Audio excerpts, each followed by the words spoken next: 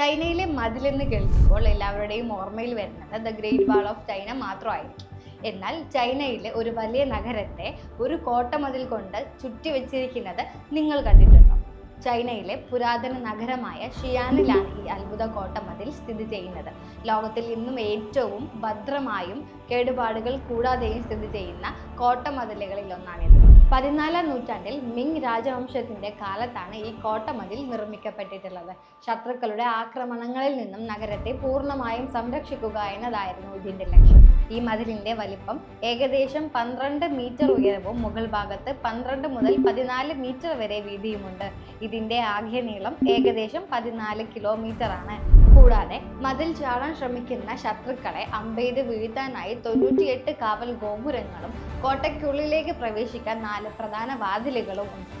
പകൽ സമയത്തേക്കാൾ ഈ മതിൽ കൂടുതൽ മനോഹരമാകുന്നത് രാത്രിയിലാണ്.